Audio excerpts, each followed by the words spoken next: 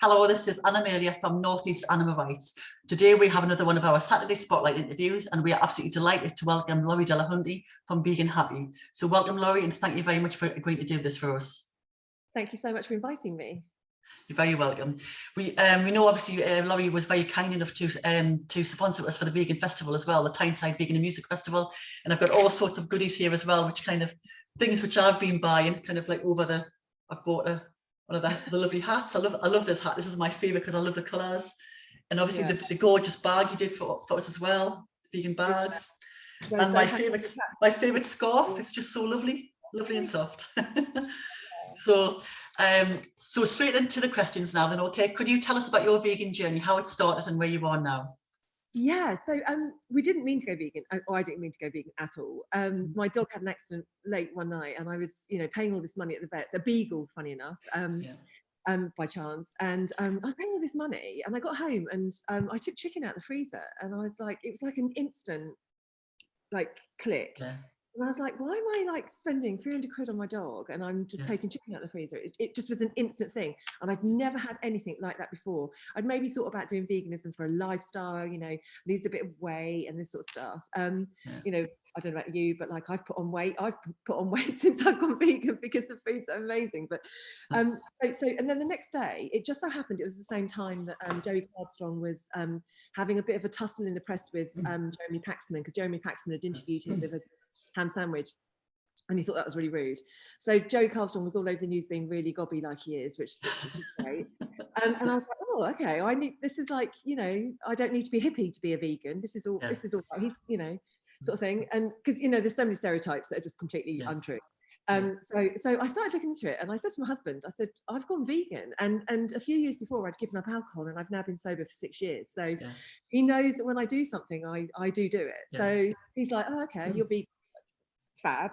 And so I said, watch What the Health as a film. So that night we watched What the Health. So literally that night, within 5 minutes of starting it, he said, oh, well, I'm vegan as well now. What are we going to do? And I didn't even like vegetables. So we're like, what am I going to eat? But it was just it was like something, fate intervened, came in the way. I'm glad I listened to that sound as well, the sign. But it was a sign, and it was, I listened to it, and I jumped straight feet in. And what I realized when I jumped straight feet in is that it's actually not the big, huge leap you think it is. It's actually not a massive step. You think it's such a huge step. You think, oh God, I still shop at Tesco's, still go to the same aisles, still buy heaps of the same stuff. And it just so literally it happened. So thank you to Poppy, who's no longer with us. But Poppy started our vegan journey. Yeah, I mean, there's a couple of things that you said there about the connection between spending all this money on your beloved companion animal and then going home and then eating another animal. We see that a lot of the time. I mean, we did a save on Vigil on Monday, and it was Vegan Russell's tribute. And we have a lot of dog walkers go past, so we did some chalk which said a dog is a cow, is a pig, is a sheep. They're all the same. So kind of you're walking your dog, but then you're going to go home and then eat a chicken or a bit of a cow, so it is very, very important to make that connection.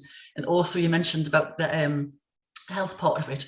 We always say that you can turn plant-based for your health or for the environment, but you stay vegan for the animals. Once you kind of see, you can't unsee things, so you kind of make that connection pretty quickly, and you do it. Yeah.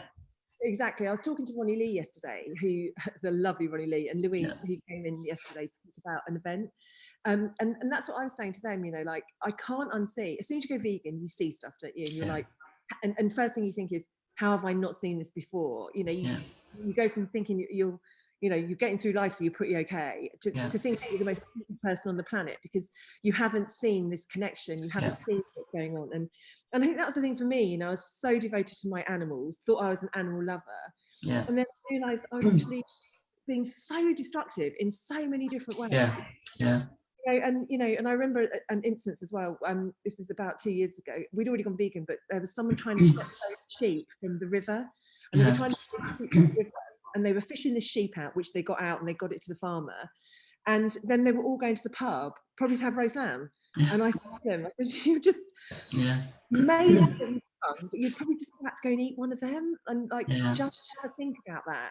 And I think that's the thing about veganism as well, is that people do think it's a big jump, and they think we're all, I don't know, not crackpot, that's not the right thing, but they think it's an extreme thing, and it really isn't. It's just a moral, it's a moral thing, isn't it? Yeah.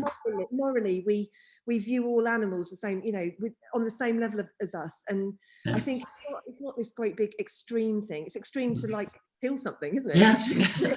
Yeah. We've said that a few times. It's the exact opposite of extreme, because we are saying don't kill something, and rather than kill something, you know? Yeah, exactly. Yeah. I mean, you mentioned beagles there. I mean, we heard obviously yesterday. I mean, this will probably go out in a few weeks' time, but we heard obviously there have been 5 beagles liberated yesterday, which was absolutely brilliant. Well done to those activists who were brave enough to risk the liberty to do that. But I know you're obsessed with beagles. So what is it about this particular dog that you love, and can you tell us about the beagles in your life? So our first dog was called Snoopy, typical beagle name, and he was rehomed with us 2 days before he was 1. And you know, we saw the things that like he went through, you know, how timid he was and things like that. But he was such a lovely nature, and I worked from home, so I had time for him, because I think the people, you can't have a beagle and really, you've got to be with them. Do you know what I mean? They just want, I think a lot of dogs as well. A lot of dogs want a lot of attention. So Snoopy was incredible. So then when we, you know, then we had Poppy, and now we've got Marbles, and they're all beagles. Only because, you know, I grew up being quite scared of dogs, you know, and to be honest, having dogs healed me.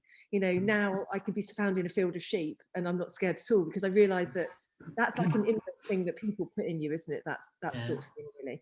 But yeah, so I just love their natures, which is obviously why they're experimented on, because one of the breeds that they'll just forgive you. You know, you not that I would, but you can see them in some of the videos being abused, severely abused, and they'll still come again next day, almost like with amnesia, hoping that the next day is going to be different, and that you're going to be kind to them.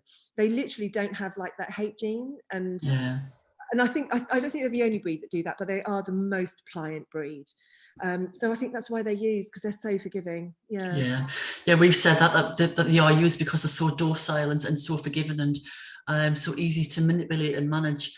And you know, we know that beagles, we know there's an awful lot of other animals as well, rats and mice and guinea pigs, cats, a variety of dogs are used in experiments within the vivisection industry. So what do you think that we as individuals can do to raise awareness about all the animals being tortured? So that's a really good point. And if I can just cover that, because that's a really good point. So we're called Camp Beagle because we know that animals are going to capture people's imagination, and it's the closest thing to their own domestic pet. So but there are other animals that are used in vivisection, and you know, and once MBR is closed down, because I don't know if people know, but it's the only puppy farm in the UK that supplies dogs for the animal testing industry. So if MBR wasn't there, this wouldn't be happening. Do you know what I mean? So they have a monopoly, so it wouldn't be happening. But you know, we recognise there's so many other animals. But if we were called rat camp or, you know, mice camp, we wouldn't be getting the public awareness that we are. So we realise it resonates with people, because they can look at their own dog and think that I feel emotive about this. But do not mistake that for the fact that we do not care about those other animals, because we massively do. And as soon as MBR is closed down, we've already got steps in place to think about how the campaign evolves, because our absolute goal is to end vivisection in the UK. Because, you know, our next campaign is going to be a university one, because 56% of experiments done on animals, on dogs, is actually at universities. So, you know, and poor students are starting a course, having to cut things up and actually having to finish that course because it doesn't align with their moral standpoint. It's just awful, really. So what can people do to help Camp Beagle and to help any cause? Also, going back to the people that liberated the beagles. Personally, from me, not speaking as Camp Beagle, but personally speaking from me, I absolutely love you. I think that, you know, what they actually want is they actually want to go to court and have a court case, and this is what we need. We need people to stand up. We need people to be heard. We need people to have a strong voice. And I absolutely applaud you. They're not Camp Beagle. We haven't deliberately gone in because we're trying to do it from a legal standpoint. You know, we've already closed them down for a few weeks because they weren't compliant. You know, they are. There are so many things that we are building a court case. You know, but we're trying to do it from a legal standpoint. But as far as the 5 activists go and those beagles, run free, young ones, because that's just amazing, and we love you. But the thing that people can do is, and we hear it a lot, people say, I can't get to camp I feel really bad. And I believe personally, this war is going to be won on social media. Is a big thing. Streets on social media. So, you know, go into your local town. We will send you placards. We will send you leaflets. Put them through doors. You know, but also share our posts on social media. Tell your friends. You know, the more followers we have, the more people we have. Just getting outraged about it, really, because it needs to happen in this day. So, so anything. Share our posts. Get involved. I know there's a couple of vivisection events. When we do cover, obviously it's an animal rights group, we cover all of the different angles in animal exploitation. But there are a couple of events coming up. There's one on actually this Friday, the 24th of June, which will be long past by the time this goes out, outside of Newcastle University, because they're a massive vivisector. I mean, they have 40,000 procedures every single year. 40,000 procedures is just like beyond. I tell people, imagine 40,000 animals in front of you. I mean, I know it's multiple procedures on certain animals, but if you imagine all those animals in front of you, it's just beyond sort of imagination. And then on the 9th of July, it's the National Day of Action, because I think there's another group doing stuff in Newcastle as well. And I know that there's lots of stuff going on around the country. And I think this is in support of the beagles as well. So there's lots of things going on, and we need to just keep on pushing. We need to just make sure that people are aware, like you said, the comparisons with the animals in our homes, but also widen the conversation for all animals as well. So that the 9th of July is our National Day of Outreach. So we've got 64 locations now that are signed up. Because 64 people that maybe hadn't got to camp, that said, I can do it on my doorstep. They've got packs, they've got boards, they've got, like people that have never done outreach before that might find it, really difficult. We've guided them through. We've had Zooms, and we're creating these new bands of like warriors, if you like. And I think that people can be keyboard warriors as well. Do you know what I mean? Because I think that even if you're like infirm and your mobility isn't what it was, get on, write letters to your MPs. You know what it's like. You must face so much stuff.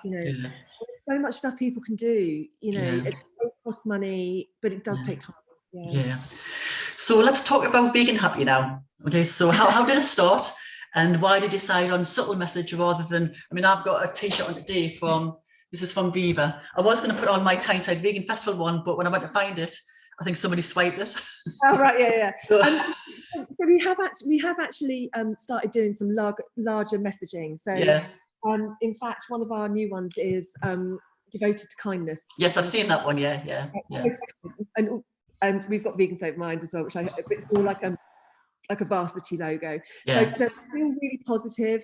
The majority of our stuff, and you can't see, this is like a T-shirt dress, and it's like just on the hem. And I knew it's just going to be like on the back of the neck, because I felt when I went vegan, I do quite like slogans, but when I went vegan, so this is like 5-6 years ago, and you'll know as well, it's changed so much in 5 years, so much. I couldn't find anything I wanted to wear, so everything was like meat is murder, like a cow with a man with a dagger, and it was like. And we've evolved so much since then. And I always say there's no competition in vegan fashion or in the vegan world, because we're all spreading that message. So, we promote other brands as well. And so for me, I just wanted and I wanted to tell everyone. So I wanted everyone to go, oh, I didn't know you were vegan. And I said, oh, vegan. So I wanted people to ask me, but I didn't want to be too, I felt they were quite aggressive messages. And whilst I do have days when I'm a really ragey, angry vegan, really ragey, when I tend to not see anyone and I just keep away, and I've seen a video that won't leave me and stuff like that. But generally, I feel full of positivity, full of energy. And I think that vegans are here to make change. So I think the best way for me to make change is, happy, positive, small messaging, and get people to engage. Because I think for me, someone sort of like, and I do like the big vegan stunts, by the way, but I think if someone had cornered me in a shop or something, I don't think I'd have liked it.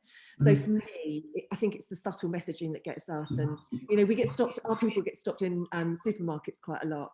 Like if ever I've got look at the one on the breast, people can see it and they go, oh, could you tell me which yogurt's the best, and stuff like this. I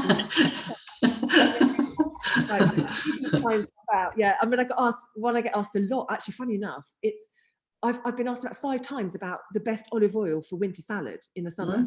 I've never I don't even know what it is. So I just go through back to the boil, and I'm like, I haven't got a clue.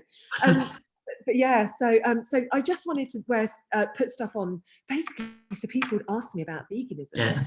Yeah. And I just thought, yeah, and then I stocked the clothes I wanted to wear, really. The only mistake I've made with the business is when I stock things I think will sell rather than what I like. When I stock what I like, it seems to go out, and I think I am our demographic mainly. I mean, I think that, you know, we do obviously sell to like 16-year-olds to, you know, 90-year-olds, but you know, I think our demographic is, you know, mid female probably is like 70% of our business. So yeah.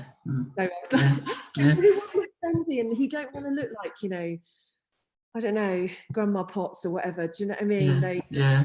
I mean, you're right. I mean, we use I mean, our sort of logos and stuff we use for our outreach tend to be you know, our own logo, which is the dove holding the world. But I think that you can have the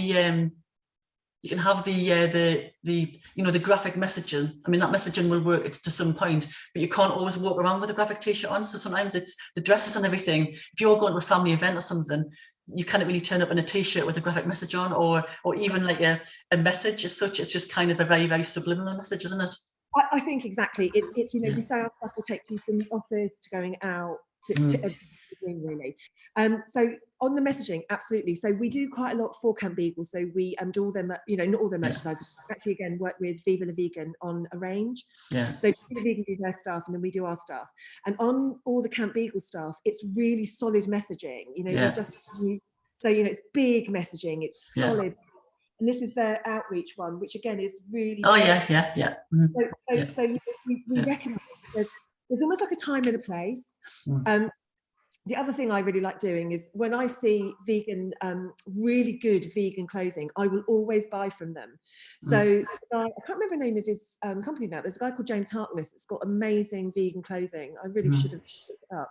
And you know, such beautiful designs. And there's a new one called Rebel V Clothing. So you know, there's such gorgeous stuff out there now. And I think there's a time and place for everything. So we do wear the slogan ones as well. Yeah. So I've got a Viva la Vegan one from Camp Beagle. So. No, it's right. You said it's actually sort of you choosing your audience in the right time, in the right place, in the right message, isn't it? Yeah, exactly. So you're now expanding at the US. I know you've been over the US and you're expanding your range and everything. So tell us about that. Yep, I noticed the flags behind. So tell us about what's going on. Oh, so it's entirely selfish, I've got to tell you. So my son lives over there, basically. So my son and his wife and my 2 grandchildren live over there. So and in America, I just thought, I wonder if I can replicate what we've got here in America. And it was entirely selfish. I just thought, I wonder if I can do it, you know, because, you know, we'd started Vegan Happy. I wonder if we can do it. And we set up the model in America, but America's so different. So in England, where you've got central hubs, for example, there's a marketplace called Crazy Vegan that we're part of in the UK that covers the whole of the UK. There's nothing like that in America. Titles, even like the magazines are by state, you know, there's nothing central. So to crack America is going to be a really tough job. I'm not sure we're up for it. I'm not sure we've got the manpower to be up for it, but we're certainly up for a challenge. So we've launched in America, so we're based in Boston. Yeah, brilliant. So what's your favorite item out? I mean, what's the thing you always go to when you think, I don't know what to wear, I'm going to wear this? What's your favorite item? Oh, we've got a new, so in the summer, we've got a new surf hoodie, Devoted to Kindness surf hoodie. So it's massively baggy, as if you were coming like surfing and putting it. It's got like a slight marl in it. So our new one is our Devoted to Kindness surf hoodie is my absolute favourite. We've also got some new bags in that have like got a gold chain, which are a bit dressy, so they don't, you know, they're a little bit juxtaposed to the range. And then in the winter, it's our snowbird jackets, which are so gorgeous. Yeah, they sell out. They're like a thin quilted, made from recycled bottles. Yeah, amazing. Yeah, I was looking at, I've seen that and the beautiful, like lovely floaty dresses and everything, and I'm thinking, oh God, I wish I was like 20 years younger. So they've just arrived. We've got them about 4 weeks. So so there's about 3 things that we've had made. So, you know, obviously we've got to check when it's we're ethically sourcing, we can check that it's all PETA approved, and we can do all that homework. Because obviously the question people, you know, ask isn't a lot of clothing vegan? And you're like, sort of. It's certainly not animal products, but whether it's vegan, it's massive sort of thing.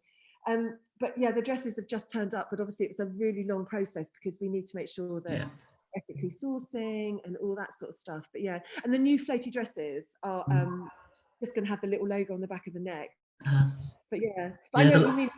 Yeah, but I wear it. I wear it. So I might have to get some leggings or something, because I don't mind knobbly knees on show. Let us know what you want. I'll send it.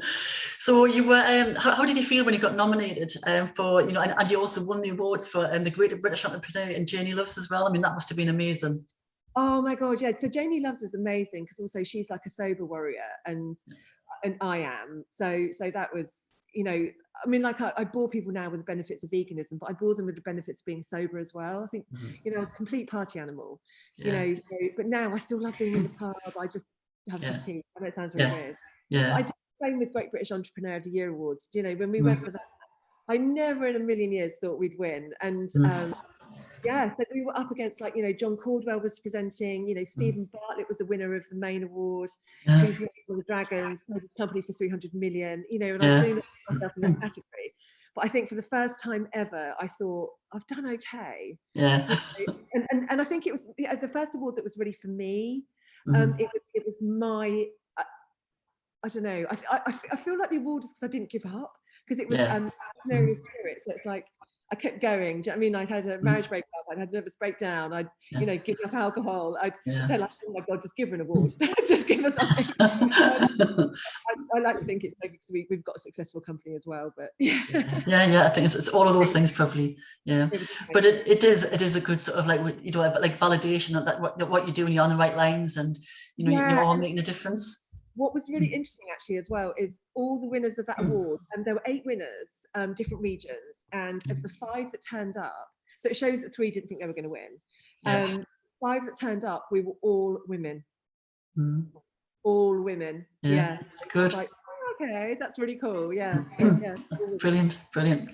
So a final question for you now. I mean, you work so hard, so how do you relax? I don't, is the answer. I don't. I've just come back from America and I worked all the time. The answer is I'm really struggling at the moment to find time to relax. I did download that Calm on my phone the other day and haven't looked at it yet. I do struggle with time to relax, and my family keep saying to me, you really need to find. But I just think with all the Camp Vegan stuff, there's so much to do. There's always something to do, and we're already thinking of the next campaign. So I think, you know, if we do succeed in, you know, MBR shutting down and, you know, those dogs getting rehomed, or it just not happening again, I think I'll take a break. But at the moment, there's too much work. No time. Yeah, I get exactly the same sort of in my household as well, about doing too much, and because you think there's just so much. You kind of think, I'm going to sit down and relax now, and then you get another message pop up. There's a bird at rescue. Can you go and do this? Can you, you know, it's but we don't complain. We both enjoy it, clearly, don't we? We love it. This is what, like, I think what it is that we can't not do it. Yeah. Like, now we're in it, we can't not do it, and that's the thing. It's just us now. So yeah. So well, that's all for now then. So thank you very much, Lorri. We really appreciate it. Thank you so much for having me. Well, but you're very welcome, and a huge thank you as well for supporting our festival. It was really appreciated and made a big difference to us as well. So I'm going to sign off now and say this is Anna Amelia from Northeast Animal Rights, saying thank you very much to Lorri Delahunty from Vegan Happy, and wishing you all the best with all your beagles and all of the work you're doing as well. Okay, so thank you. Anna. Bye-bye.